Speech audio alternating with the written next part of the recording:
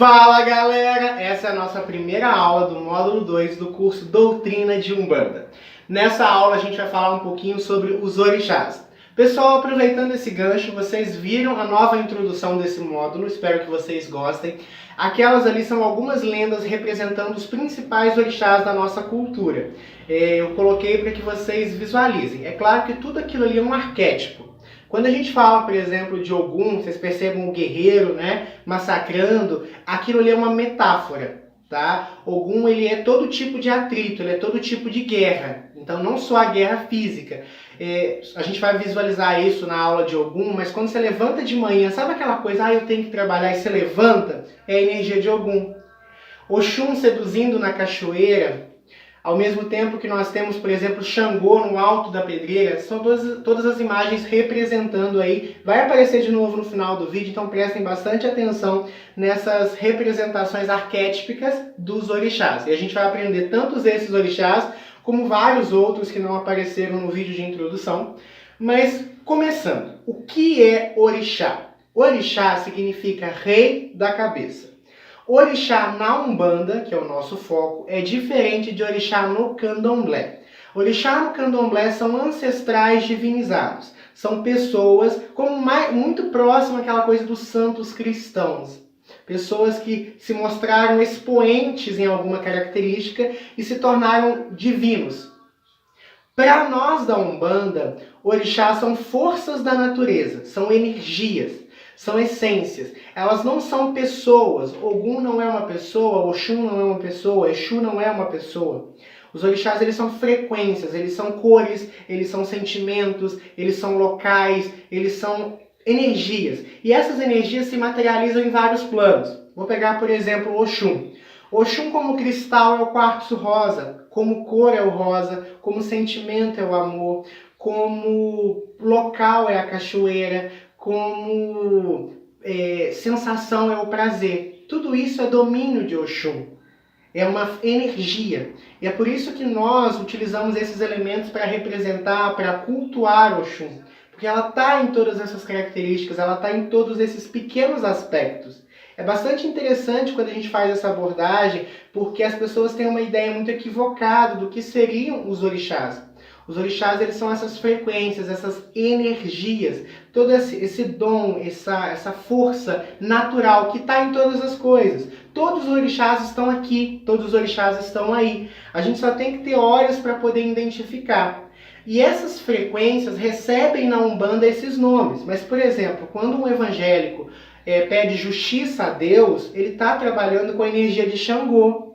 Quando um wicano faz uma magia para Vênus, ele está trabalhando com Oxum, com outro nome, com outra frequência, com algumas variedades no seu culto, atrelado a essa coisa muito mais de época, né, do povo, digamos assim, mas a energia é a mesma, tá? É por isso que se a gente for fazer com um olhar mais amplo, se a gente olhar para a história, você vai ver que os arquétipos são sempre muito similares. O guerreiro, a senhora da beleza e do amor, o vidente, o da paz. Então todos esses orixás, eles são forças que já existem e que não são pertencentes à Umbanda ou ao Candomblé, mas são de todo o universo, eles compõem toda a criação. Então orixás, eles são energias, eles são forças da natureza. Por exemplo, Iemanjá. Iemanjá, vocês vão imaginar que alguém é a deusa do mar. Sim, correto. Porém, ela não mora no mar. Ela é a própria energia do mar, que é a mesma energia dos pensamentos, que é a mesma energia das vibrações. A física quântica hoje fala do universo como vibração. E toda vibração é domínio de Iemanjá.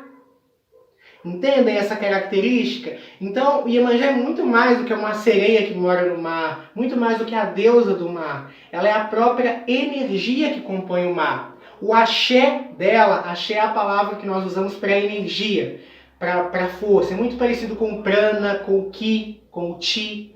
O que acontece? O axé de Iemanjá é encontrado no mar, por isso que as oferendas são feitas ao mar. O axé de Oxum é encontrado na cachoeira. O axé de Inhansã é encontrado no bambuzal. porque é onde a energia dela está mais forte, porque os elementos naturais estão ali. Mas Oxum está aqui no meu coração, no meu sentimento ao dar aula, no prazer que eu sinto em dar aula, no carinho que eu tenho por todos vocês. Ogum está no meu sangue, no pulsar do meu coração que impulsiona o meu sangue. Exu é o meu sangue, a minha energia vital. Oxalá, Nanã está no barro, na terra e na água que compõem todas as minhas células. Nanã está na calmaria desse momento. Yansan está no vento que se movimenta ao meu redor. Muito mais do que nas representações atrás de mim aqui, essas energias estão em mim e no ambiente. E é essa a visão que um umbandista tem que ter.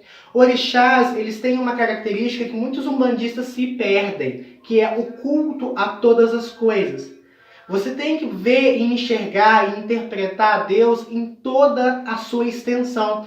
Toda a criação é divina. Toda a natureza é divina. O sagrado é divino. Entendem essa condição? A força da natureza, a força dos orixás por exemplo, Ossain. Ossain é o orixá das folhas. Não quer dizer que exista um Deus que mora nas folhas. Deus é um só. Olorum, Olodumaré, ou Zambi, como é conhecido nos cultos afro-brasileiros. Ou Tupã, ou Jeová, ou Dieula, não importa o nome. Mas existe uma divindade principal. Essa divindade criou todo o universo e ela é parte desse universo. E essas partes do universo nós chamamos de orixá. Porque quando eu dou um nome para alguma coisa, eu estou falando de uma parte daquilo. Porque, por exemplo, um nome limita. Se eu digo que algo é quadrado, eu estou dizendo que ele não é redondo. Entende? Se eu digo que algo é branco, automaticamente eu estou dizendo que ele não é preto, que ele não é verde, que ele não é laranja, que ele é branco. Então Deus não tem um nome. Deus é uma energia que transcende todas as coisas. Quando eu dou um nome a Deus, eu o limito. E é aí que surgem as divindades. Então, os orixás, na verdade, são nomes de Deus. São frequências de Deus. Então, o amor de Deus eu chamo de Oxum. A justiça de Deus eu chamo de Xangô. O ímpeto de Deus eu chamo de Ogum. A sabedoria de Deus, a manutenção de Deus eu chamo de Oxalá. Essas características, então, na verdade, os orixás seriam forças, o divino que habita tudo. Então, quando eu começo a enxergar que Deus habita tudo e entendo que tudo no universo é divino, é por isso que um umbandista respeita a natureza, um umbandista respeita os seres humanos, um umbandista respeita as situações. A principal diretriz que um umbandista deve seguir sempre na sua vida é o respeito. Tá? Se você não respeita os animais, as plantas, as religiões, porque eu entendo que Oxalá está em tudo, em todas as religiões. Então eu respeito o evangélico, o católico, o espírita, o judeu, o muçulmano, o ateu, porque Oxalá está em todas as fés. E se eu não respeito uma fé, eu não estou respeitando o Oxalá. Eu respeito o orixá que habita o outro, porque Oxalá está dentro de todos nós, o orixá está dentro de todos nós. Se eu não respeito, por exemplo, se eu não me importo em poluir o mar, eu estou desrespeitando Iemanjá, que o habitat, a casa dela é aquilo ali. Se eu não me importo com as plantas, com os animais, eu não estou respeitando Oxóssis, eu não estou respeitando Ossain. Então, assim, o respeito é uma palavra de ordem, tá? Então, os orixás, eles são isso, ele é a divindade que habita todas as coisas. E essa divindade, ela tem características. Eu não posso, por exemplo, obviamente que a energia da mata é diferente da energia do cemitério, que é diferente da energia da cachoeira, que é diferente da energia do mar. Então, é esse conhecimento das diferenças energéticas dos ambientes é que vai definir a importância de conhecer. Então, por exemplo, se eu preciso de amor, eu vou pedir para quem? Para Oxum. Se eu preciso de força, de proteção, eu vou pedir para quem? Para Ogum. Se eu preciso de fé, de sabedoria, de equilíbrio, eu vou pedir para quem? Para Oxalá. Então, o conhecimento dos orixás me permite identificar qual pedaço da divindade eu estou necessitando. O ideal é que eu me harmonize com todos eles, porque todos os orixás são importantes. Quando eu estou com alguma energia em baixa, se o meu Oxóssi está baixo, a minha prosperidade não vem. Se a minha Oxum não está baixa, eu nunca vou conseguir ser feliz no amor. Se eu não tenho a paciência, a fé e a humildade de Oxalá, eu vou ser muito machucado nessa vida. Você tem que se harmonizar com todos os orixás. Por isso que conhecer e cultuar os orixás é importante, que é o objetivo desse novo módulo do nosso curso, tá bom? Então, só para vocês entenderem, a Umbanda não é politeísta. Nós entendemos os orixás como forças divinas, forças de Deus que agem no mundo. Os orixás, eles não são pessoas. O orixá não fala, tá? O que fala nos terreiros são os guias, que manipulam essas energias. Então, um guia pode ser de Oxalá. O que é um guia de Oxalá? Um espírito que domina, que manipula essa energia de Oxalá e usa ela no seu trabalho, e usa ela no teu serviço. Pode manipular como qualquer outro orixá. Entendem? Esses são os orixás. Eles não são pessoas, eles são energias amorais. O orixá não é bom e não é ruim, tá? O orixá, a chuva, ela é boa ou ruim? Não, ela é só chuva. E é a mesma coisa, não tem assim, o orixá Exu é ruim. Não. O orixá Oxalá é bom. Não, eles são forças. O que vai definir bom ou ruim é muito o nosso maniqueísmo. Eu gosto disso. Por exemplo, Exu, que é o primeiro orixá que a gente vai ver depois dessa aula. Exu rege as transformações. Todas as transformações, todas as mudanças. Inclusive o fim do relacionamento, o término do emprego, o término da faculdade. Todas as mudanças são de Exu.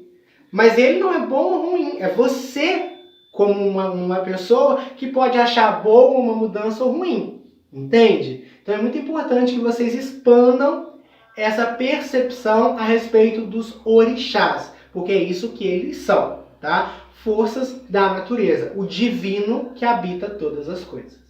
Nós temos eles dentro de nós, no nosso corpo físico, então cada parte do nosso corpo é regido por um ou mais orixás. Nós temos ele dentro do nosso campo emocional, então assim, certas emoções e certos comportamentos são atribuídos a um orixá. Por exemplo, se eu estou apaixonado, Oxum. Se eu estou irado, Xangô. Se eu estou com muita gana de trabalhar, de movimentar, de agir, eu sou de Ogum. Essa energia de Ogum. Se eu estou, por exemplo, num barzinho, divertindo, brincando, fazendo palhaçada, Exu. Se eu estou vibrando fé, se eu estou rezando o Pai Nosso, se eu estou indo na gira, se eu estou indo no culto, Oxalá. Então eles estão aqui a todo tempo, eles estão na natureza ao meu redor, nas cores, branco de Oxalá, verde de Oxóssis, rosa de Oxum, amarelo, vermelho de Yansan, marrom de Xangô, preto e vermelho de Exu, então eles estão nas cores. Eles estão na natureza, o vento de Oiá, mas no próprio vento de Oiá e Yansan, nós temos H2O, que é a água, que é de Oxum e Iemanjá. Nós temos o movimento, né, que o vento faz, que é de Ogum. Nós temos as transformações moleculares, que é Exu. Então os orixás, eles estão em todas as coisas. Não tem como tirar o orixá da vida, tá? Por exemplo, quando você vai comer o seu prato, tem todos os orixás ali. Deveria ter, né? Por isso que uma alimentação saudável é uma alimentação variada. Você tem as ervas ali, que é de Osai. Dentro das próprias ervas da tua salada, você vai ter ervas que são de Osai, vocês vão ter ervas que são de outro orixá. Você vai ter os grãos de Oxóssis, você vai ter a carne de Oxóssis. Percebe, então, a variedade que está ali?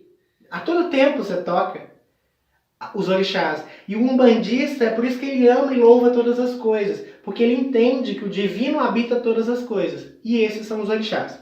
Essa é a primeira aula. Nós temos um material muito similar a esse na apostila, então façam a leitura. Tá? Agora a gente vai entrar numa série de aulas falando sobre orixá a orixá. Começando por Exu, passando por Ogum, Yansan, Umolu, vários orixás. Espero que vocês consigam desfrutar. Anotem os pontos principais, leiam o material na apostila, pesquisem além.